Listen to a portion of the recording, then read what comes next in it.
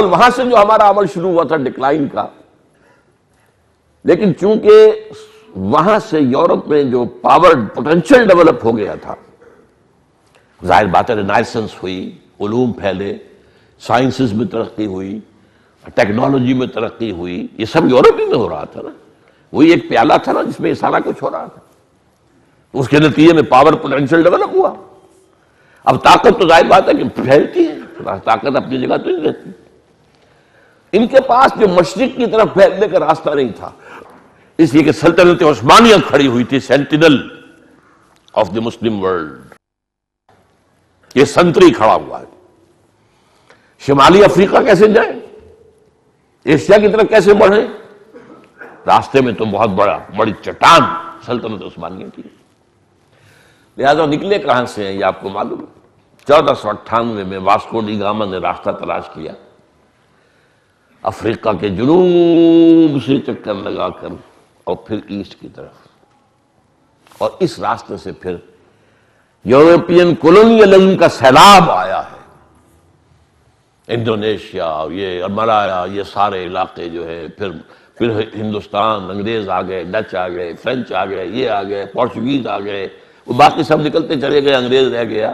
اس کے بعد یہ سیلاب پھر یوں بڑھا ہے، یعنی اسپین، اور اسپین کے بعد افریقہ کے جنوب سے ہو کر، کیپ آف گڈ ہوپ سے ہو کر مشرق کی طرف یہ تمام جو قومیں آئی ہیں مغربی یورپ کی۔ یہ میں آپ کو بتا چکا ہوں، یہودیوں پر جو آیا تھا یورپین عذاب، وہ مشرقی یورپ کی قوموں سے آیا تھا، گریکس اینڈ رومنس، لیکن یہ آیا ہے مغربی۔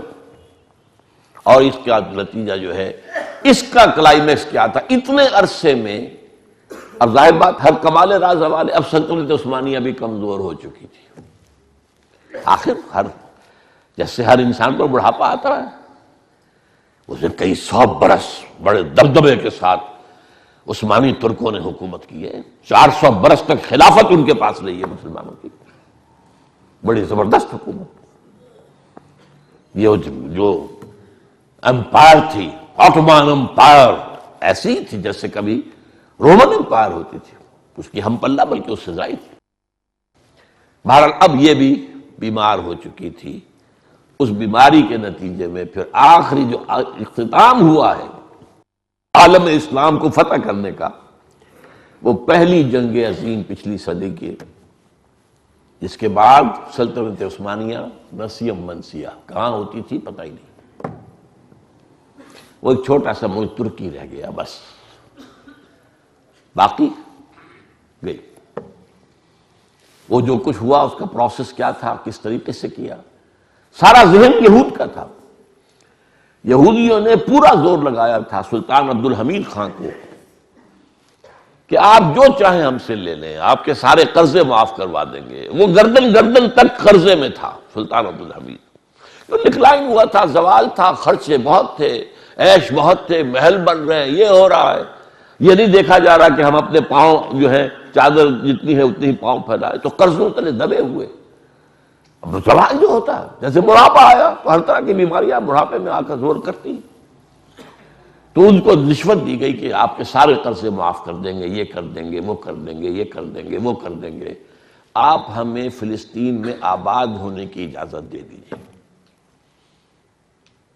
وہ اجازت جس کی نفی کی گئی تھی اس معاہدے میں جو حضرت عمر کا ہوا تھا یروشلم کے عیسائیوں کے ساتھ،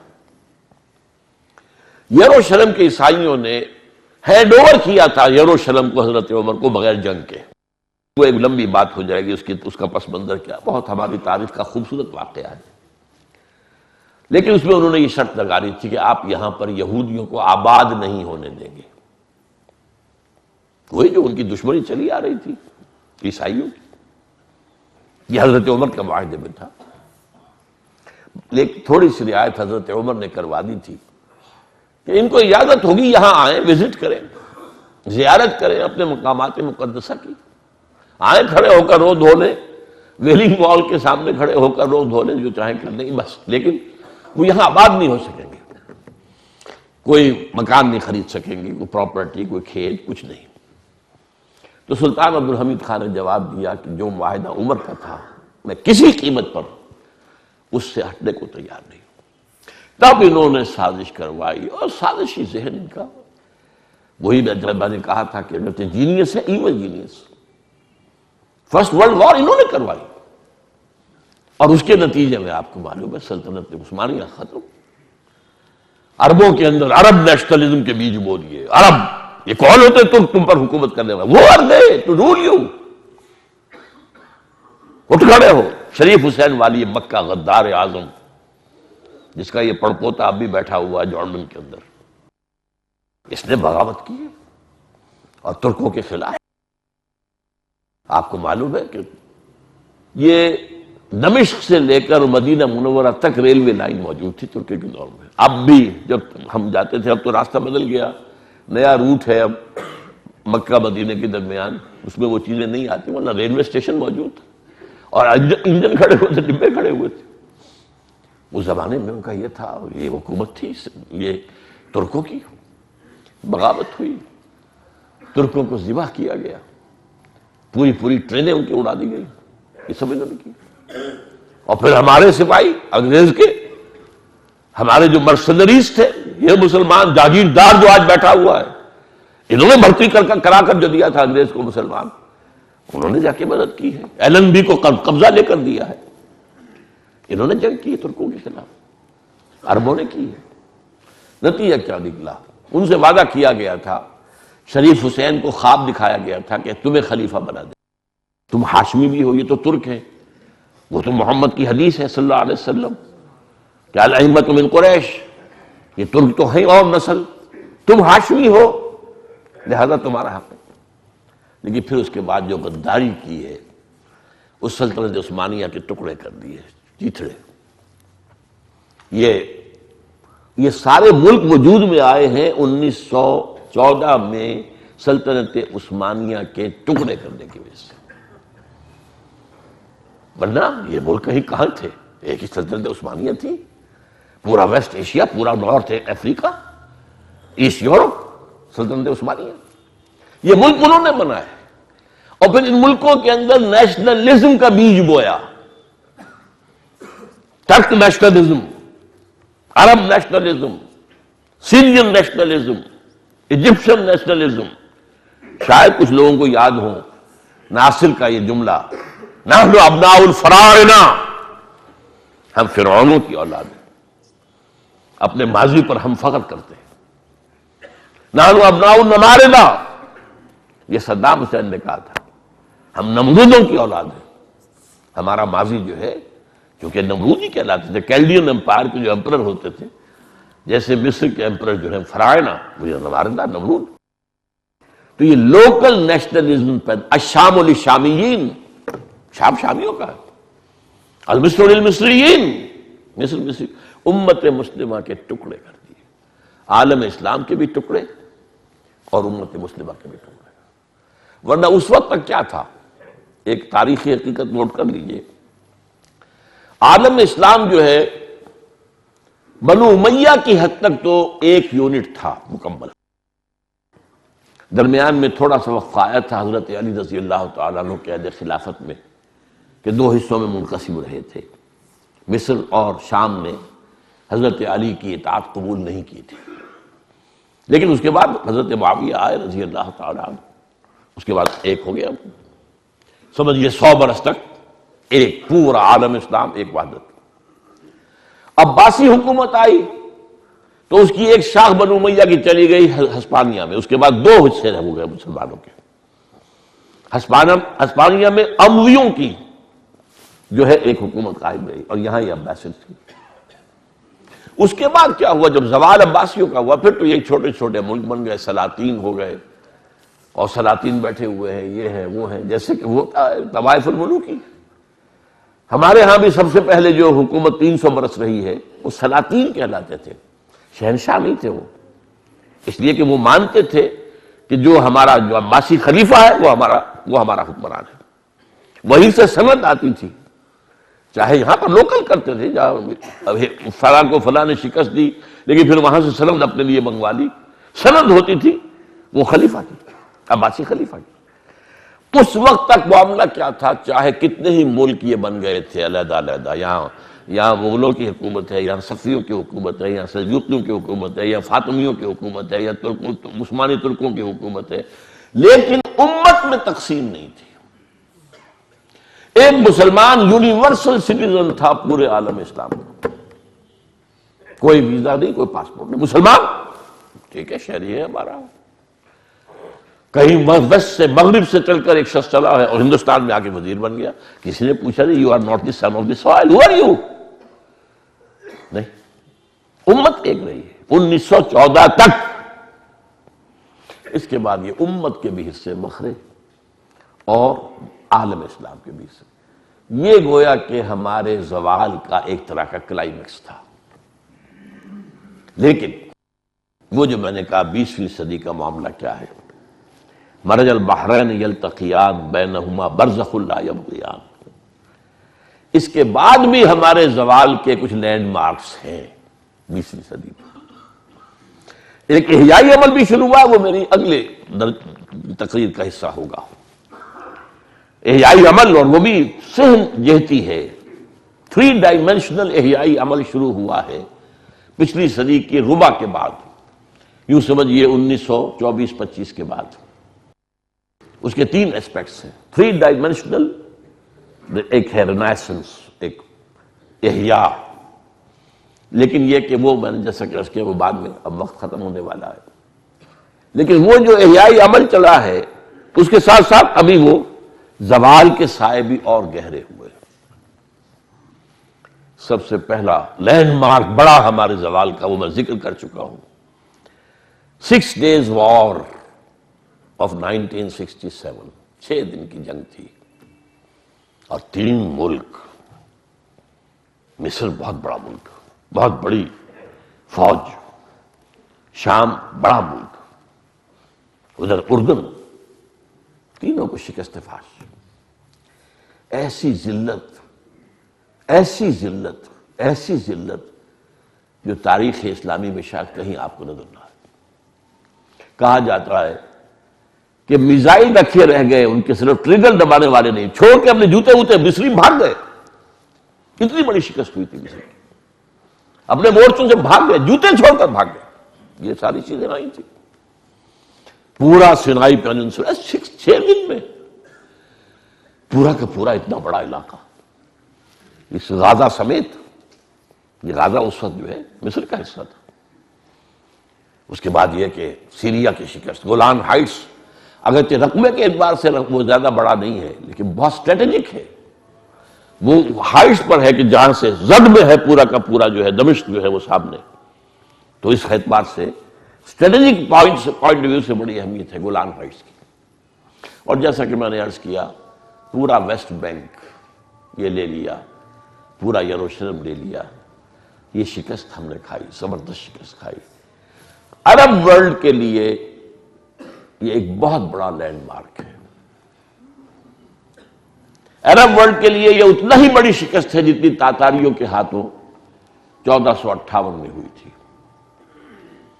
جبکہ خلیفہ آخری جو تھے مستعصم باللہ، انہیں ان کے محل سے گھسیٹ کر نکال کر اور ایک جانور کی لاش کے اندر ان کو لپیٹ کر اور ڈال دیا گیا تھا، گھوڑے چڑھا دیے گئے، اور عرب جو ہیں وہ عالم اسلام کی قیادت سے معزول ہو گئے تھے۔ اس کے بعد تو پھر جو دوسرا دور آیا تھا وہ میں بیان کر چکا ہوں۔ دوسرا ہمارا جو رائج تھا، that was under the leadership of the Turks, ترکان تیموری، ترکان سلجوقی، ترکان صفوی، ترکان عثمانی، 4 گروپ۔ تو 1967 کی 6 روز کی عرب اصلاحی جنگ، اس زمانے میں شاید کچھ لوگوں کو، اگر اصل میں آج کل کا ہمارا جو ہے بڑا المیہ یہ ہے کہ ہر شخص اپنے حال میں اتنا یا تو دفن ہے یا گم ہے کہ اسے نہ ماضی کی خبر ہے نہ مستقبل کی فکر ہے۔ اپنا وقت کا مسئلہ ہی ہے، وہ مسئلے ہم نے خود بڑھائے بھی ہیں۔ ہم نے اپنے اسٹینڈرڈ آف لیونگ کو اونچا کیا، اور اونچا سے اونچا کرنے کی فکر کے اندر ہماری ساری توانائیاں، ساری صلاحیتیں، سارے اوقات اس حال کے اندر دفن ہیں۔ ہمیں تو شعور ہی نہیں ہوتا واقعات کیا جا رہے ہیں، کیا کرنٹس چل رہے ہیں، کیا کچھ ہو رہا، کتنا پتہ ہمیں۔ اپنے معمولات ہیں، معمولات کے سوا کسی چیز کی فکر نہیں. ورنہ یاد کیجئے اس وقت عالم عرب میں پاکستان کی بہت بڑی جو ہے عزت اور تکریم ہو گئی تھی ایک دم، کیونکہ 1965 میں پاکستان نے بھارت کی طاقت کا مقابلہ کر کے اسے روک دیا تھا، اپنے سے 5 گنا بڑی طاقت. ٹھیک ہے وہ فتح نہیں تھی ہماری، لیکن یہی فتح تھی کہ روک دیا ان کو، دفاع کر لیا اس کی عزت پاکستان کی. اور خاص طور پر 1967 میں جو اربوں کی ذلت ہوئی ہے تو ظاہر بات ہے اس کے حوالے سے اور پاکستان کا مقام اونچا ہو گیا. یہی ایک قوم ہے، یہی ایک ملک ہے. ہمارا تو حال جو ہوا وہ ہم نے دیکھ لیا 6 روزہ جنگ کے اندر. عرب تو کھوکھلے ہیں، جانے نہیں. لیکن پاکستان واقعتاً یہ ہے کہ انہوں نے کر کے دکھایا ہے، بھارت کا مقابلہ کیا، بھارت کا حملہ روکا ہے. اور جو اتنا یقینی تھا بھارت کے لیے فتح کر لینا لاہور کو کہ بی بی سی میں ٹیلی ویژن پر دکھا دیا گیا فال آف لاہور. ہماری کوئی یہ واگا کے آس پاس سے جہاں کچھ فوجیں ان کی آگے بڑھ کے آ گئی تھی کیونکہ ریزسٹنس کوئی تھی نہیں، پھر وہ اس چکر میں پڑ گیا کہ یہ معاملہ کیا، کوئی ریزسٹنس ہی نہیں ہے، کوئی مقابلہ ہی نہیں ہو رہا ہے، کوئی ہمیں روکنے والا ہے ہی نہیں. ہمیں خیال ہی نہیں تھا کہ ادھر سے حملہ ہو جائے گا. بھٹو نے یقین دلایا تھا صدر ایوب کو کہ انٹرنیشنل باؤنڈری بھارت کراس نہیں کرے گا، بھیج دو یہاں اپنے کمانڈو جو ہے کشمیر کے اندر بھیج دو، وہ اندر جا کر جو ہے انسرجنسی شروع کریں، وہاں لوکل مسلمان کشمیری جو ہیں وہ ان کی مدد کریں تو ہم کشمیر کو آزاد کرا لیں گے. اور ظاہر بات ہے کہ کشمیر جو ہے وہ تو ڈسپیوٹڈ ٹیریٹری ہے، لیکن یہ کہ انٹرنیشنل بارڈر جو ہے پاکستان کا ایسٹ پنجاب اور ویسٹ پنجاب کا یہ تو انٹرنیشنل بارڈر ہے. India will never cross international border. یہ ہم اطمینان میں تھے، اور پتہ نہیں امریکہ نے اطمینان دلایا ہو، کس نے دلایا ہو بھٹو کو، جو بھٹو نے منتقل کیا ہے ایوب تک. انڈیا نے کیا کیا، فوراً جھپٹا مارا. لیکن وہ جو قرآن میں آتا ہے سألقی فی قلوب الذین کفروا الرعب، میں کافروں کے دلوں میں روب ڈال دوں گا. اب ظاہر بات ہے جس کے دل میں روب آ گیا، مرعوب ہو گیا، وہ تو خود ہی شکست کھا گیا. اب اس کے بعد تو شکست جو ہے اس کی وہ ایک منطقی نتیجہ ہے. تو اس کی وجہ سے جو بھی اس وقت اللہ نے ہم پر فضل کیا، پاکستان کو بچایا، تو یہ تھی جس سے کہ عالم اسلام میں پاکستان کی جو عزت اور پاکستان کا وقار 1971 میں آ کے وہ بھی ڈھیلا ہو گیا. 1971 کا ہمارا ڈیبیکل، ہندوستان کے ہاتھوں ہماری وہ شکست فاش، اپنی غلطیاں، اپنے کرتوت، اپنی زیادتیاں، اپنے معاملات کو سنبھال کر نہ رکھ سکنے کی کوشش، اپنے معاملات کو آپس میں حل کرنے کے لیے تیار نہ ہونا، وہ ساری چیزیں گن لیجیے. اس پر تو میری لمبی تقریر موجود ہے کہ فال اور ڈھاکہ کے اسباب کیا تھے. ایک فوری اسباب ہوتے ہیں، ایک بڑے لانگ ٹرم ہوتے ہیں پیچھے، جن کا ہسٹوریکل پس منظر ہوتا ہے بہت لمبا. بہرحال 71 میں جو ذلت اور رسوائی ہماری ہوئی ہے، تب اس کے بعد جو ہے وہ شب کی منتوں نے تو کھو دی رہی صحیح، اب کہیں کوئی عزت ہے ہی نہیں. پاکستان کی کوئی عزت، پاکستانی مسلمان کی کوئی عزت، اور یورپ امریکہ میں تو کیا ہوگی، عرب ممالک میں کہیں نہیں. انتہائی حقارت کے ساتھ دیکھے جاتے ہیں.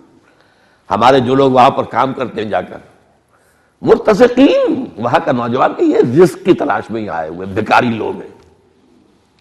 اور رفیق کہتے ہیں بڑی نفرت، رفیق رفیق رفیق رفیق رفیق، وہ یہ لفظ نفرت کا لفظ کیا عرب کے اندر ہوتا ہے. ایک صاحب نے جو جدہ یونیورسٹی کے اندر ہیڈ آف دی ڈپارٹمنٹ تھے میکینیکل انجینئرنگ کے، بڑے پاکستانی بہت اعلیٰ انجینئر، انہوں نے آ کے مجھ سے ایک دفعہ کہا تقریباً روتے ہوئے، اب یہاں عربائزیشن ہو رہی ہے کہ اب ہمیں عربی اپنے لانے ہیں سارا سٹاف. کل جو لڑکا مجھ سے پڑھ کر گیا اسے میرے اوپر لا کر بٹھا دیا ہیڈ آف دی ڈپارٹمنٹ. میں نے کہا پھر تمہاری غیرت کو کیا ہو گیا، کیوں بیٹھے ہو یہاں پہ؟ پیسہ ریال تو ملتا ہے نا، امریکہ میں ڈالر تو ملتا ہے نا، بس